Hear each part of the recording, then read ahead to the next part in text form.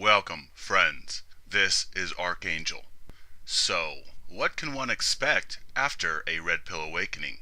Sure, you are no longer a clown, a fool to the system, but is the torment of truth worth the loss of ignorant bliss and warm, cozy fairy tales?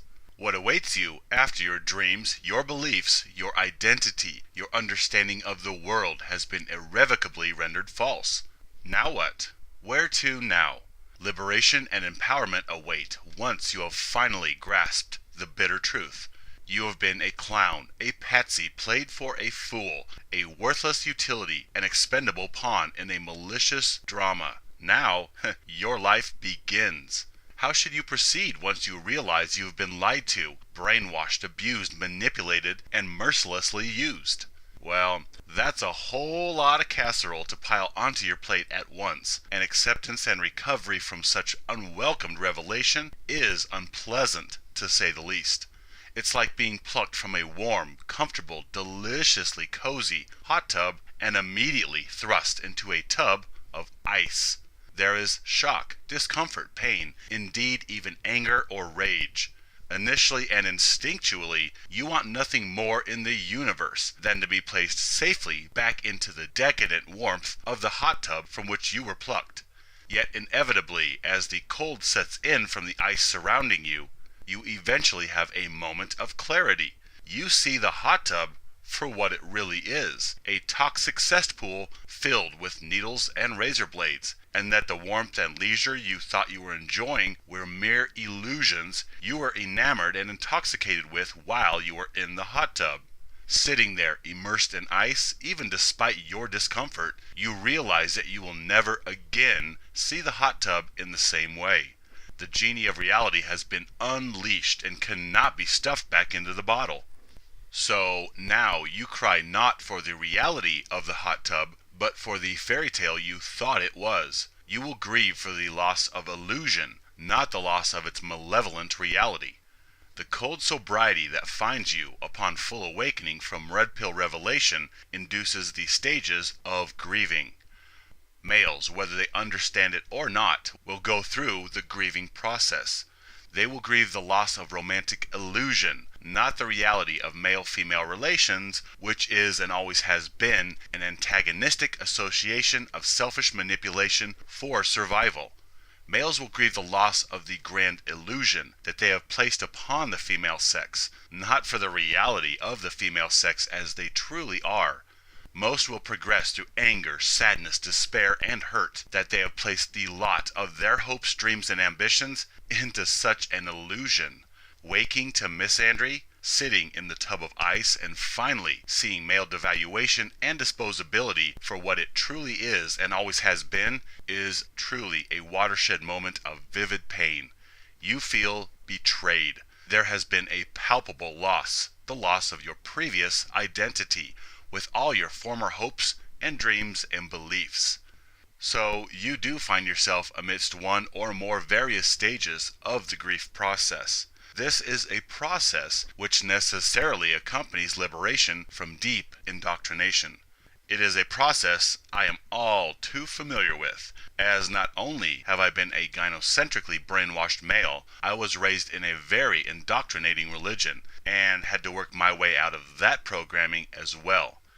Even while in the process of extricating myself from that, I was simultaneously gagging down red pills and awakening to male devaluation.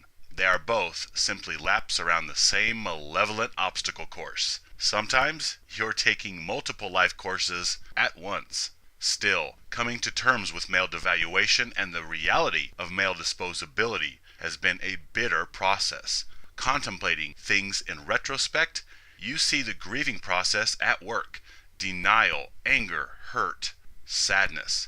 This seems to be standard course curriculum for any such basal or core deception and catastrophic loss. Taking the red pill is loss. It's loss every bit as real as the death of a loved one. Sometimes it is even worse, because the loss you experience is yourself. The loss of that ignorant you lounging in the hot tub, merely unaware of reality. This is as real as it gets. The loss of the dreams and happiness based upon lies is like a knife to the heart, with no one to pull it out.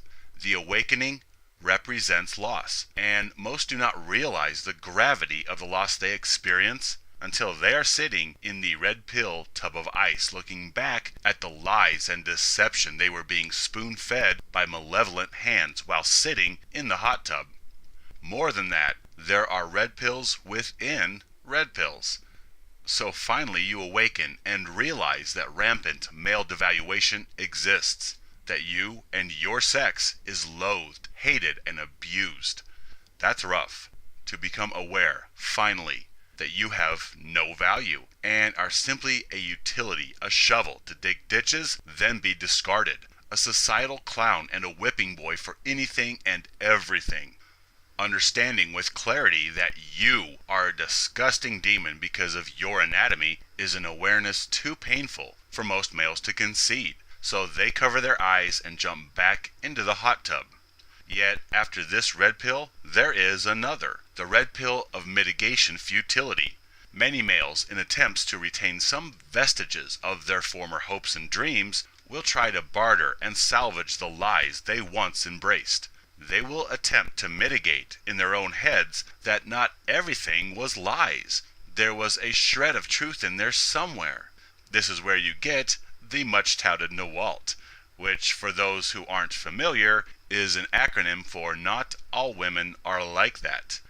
Okay, so most females despise males and use them mercilessly for utility, productivity, and the pampering they receive from brainwashed compliant men who are too indoctrinated or weak to overcome their carnal desires. But there must be some females out there who transcend their own personal desires and ambitions in order to simply love males unconditionally.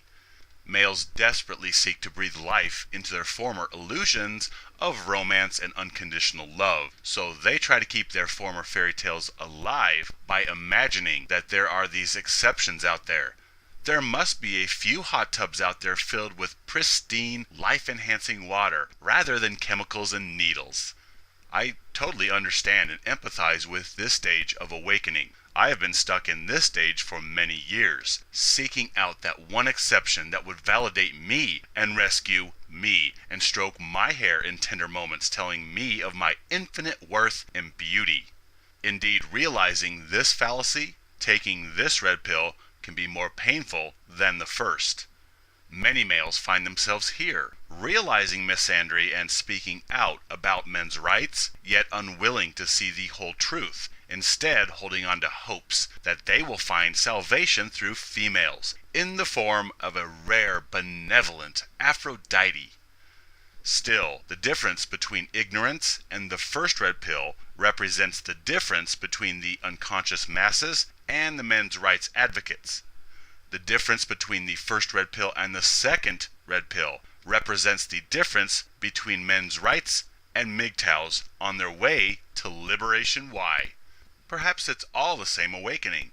Some simply choose to stymie their return to full consciousness and linger in the realm between dream and reality.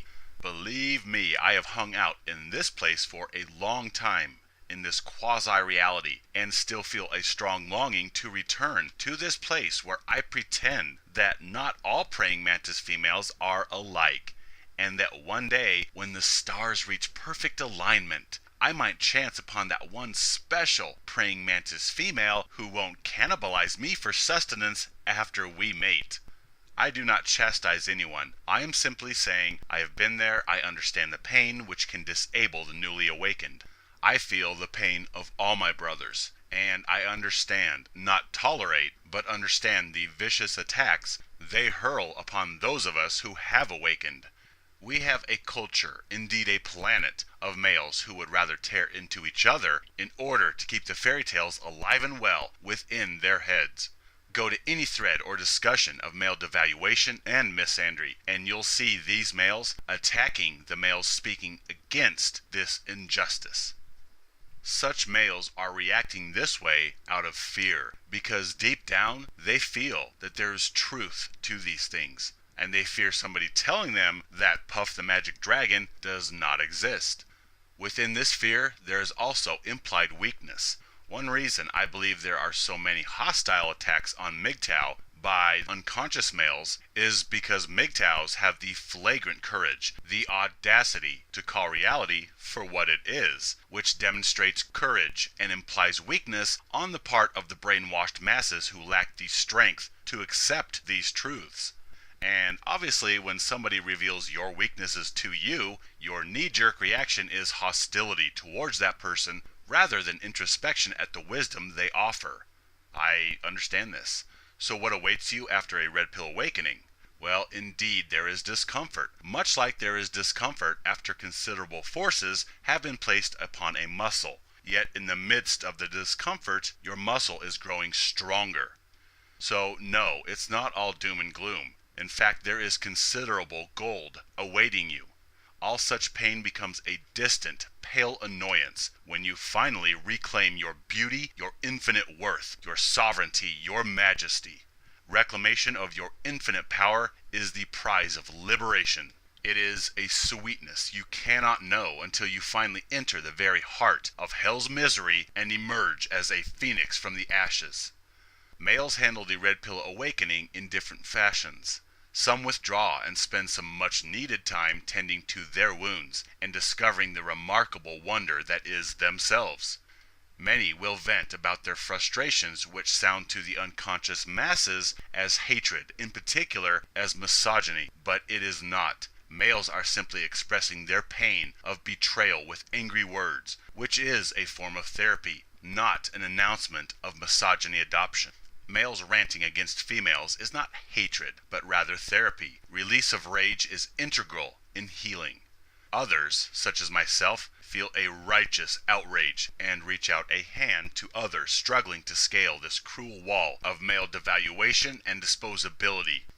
I let my betrayal fuel my desire to help others out of the servitude they were born into. I put on my trench coat and affix sunglasses to my nose, and I peddle red pills. I cannot force red pills down anyone's throat. They must swallow them of their own volition. However, I am here to help when they finally do. Mgtows on their way to liberation do not have or wish ill upon females. They simply decide to stop sticking their fingers in the light socket and instead focus on caring for themselves, since nobody else will. My friends, it will get better. Your suffering is not in vain.